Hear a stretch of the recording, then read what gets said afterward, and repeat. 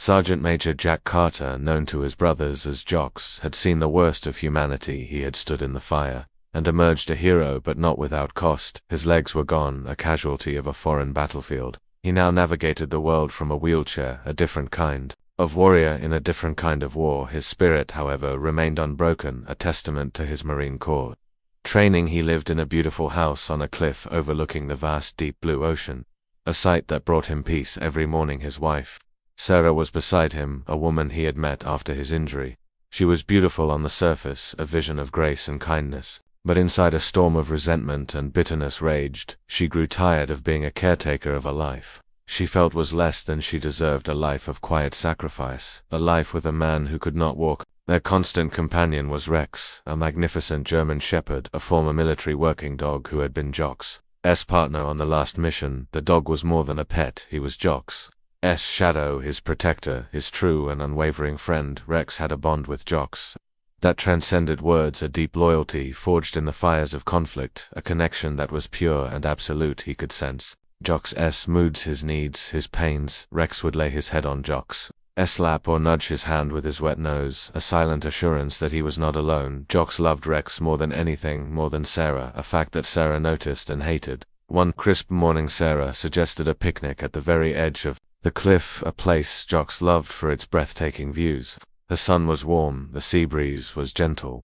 the air smelled of salt and freedom. It was a perfect day, a day for quiet contemplation and shared moments. Sarah packed a beautiful lunch, a variety of Jocks' favorite foods. She smiled and laughed with him, a performance of a loving wife, a final cruel act of deceit. Jocks was happy, truly happy. His heart felt full. He believed in her love. He trusted her completely. Rex sat beside the wheelchair, his ears perked up, his keen eyes scanning the horizon. He was always on guard, always watching. He sensed a subtle tension in Sarah, something Jocks did not perceive. Rex growled low in his chest, a sound that went unnoticed by Jocks, but sent a shiver down Sarah's spine. She gave the dog a sharp look, a silent command for him to be quiet. Rex did not stop his low growl, a premonition of danger he did not understand but felt deeply. They finished their meal and Sarah stood behind Jocks' wheelchair, a gentle hand on his shoulder. She whispered sweet words into his ear. "I love you, Jocks, you know that, don't you?" Her voice was soft and caring.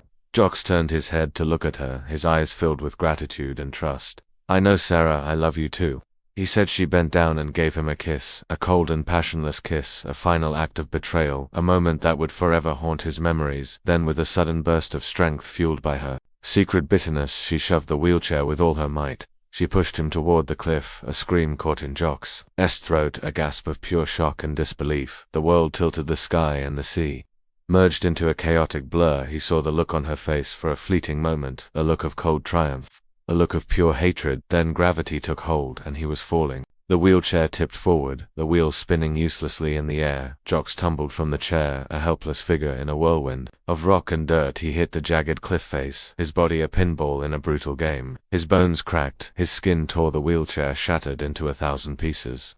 Somewhere above he heard a shrill, piercing cry, a sound of pure terror and rage. It was not Sarah, it was Rex, a sound of a loyal friend witnessing the ultimate betrayal. The dog, a blur of brown and black, plunged off the cliff after him, a testament to an unbreakable bond. Rex did not hesitate, he did not think, he simply acted, driven by an instinct more powerful than fear, an instinct to protect, to serve, to be there for his master, always. Jocks hit the rocky ground at the bottom of the cliff with a sickening thud. The impact knocked the air from his lungs. A wave of blackness threatened to consume him. He lay there, a broken heap of flesh and bone. His vision was blurry, his head throbbed with a pain he had never felt before, not even on the battlefield. He was alone, or so he thought. Then he felt a warm, wet nose nudge his face, a gentle lick, a soft whine. He opened his eyes to see Rex standing over him. His body was bruised and cut from the fall, but his eyes were filled with an unwavering love and concern. The dog had followed him, a leap of faith, a fall into the unknown to be with the only man he had ever truly known as family. Rex nudged him again and again, a silent encouragement, a will to live. Jocks found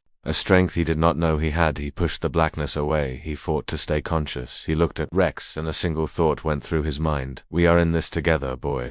The hours passed, the sun began to set, casting long dark shadows over the beach. A cold wind began to blow. Jocks was shivering, his body was broken, his mind was fading. Rex lay down beside him, a warm furry body pressed against his own, a living blanket.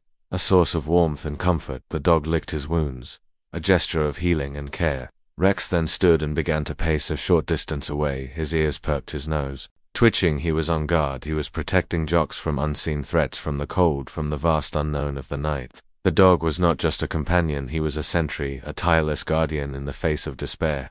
The first night was an eternity of pain and cold. Jocks drifted in and out of consciousness, his mind a fragmented film of memories, his life with Sarah, his life as a Marine, his life with Rex. The one constant, the one pure thing was Rex's presence. The dog would whimper and nudge him back to awareness, a silent command to not give up, to keep fighting. The second day brought a new challenge, thirst and hunger. Jocks's throat was dry, his stomach was empty, he was weak. Rex, with his military training and instincts, knew what to do. He disappeared for a while and returned with a small lizard in his mouth, a small meal, a sign of his selflessness. He placed it gently beside Jocks, a small but meaningful offering. Jocks could not eat it, his body was too weak. But the gesture was enough. It gave him strength, it gave him hope, a will to survive for his loyal friend. On the third day, Jocks was losing hope.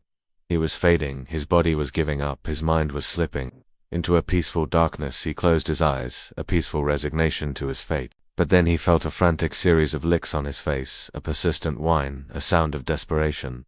He opened his eyes to see Rex's face close to his eyes were pleading with him, begging him to stay awake, to not give up. Rex then stood and barked a series of loud, urgent barks. He ran a short distance and returned his tail, wagging a sign of hope. He then began to bark again and again and again, a continuous, desperate cry for help.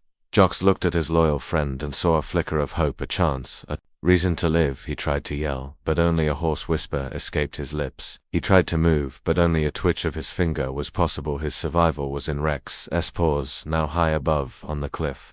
A park ranger named Emily heard a series of unusual barks, a rhythm, a pattern that was not just a random dog bark. She had been hiking the trail for years. She knew the sounds of the wilderness. This was different. This was a sound of purpose, a sound of desperation. She followed the barks, her heart pounding in her chest. She arrived at the edge of the cliff and looked down, her eyes widened in shock. She saw the mangled wheelchair, the broken pieces scattered across the rocks. She saw the two figures huddled together, a man and his dog.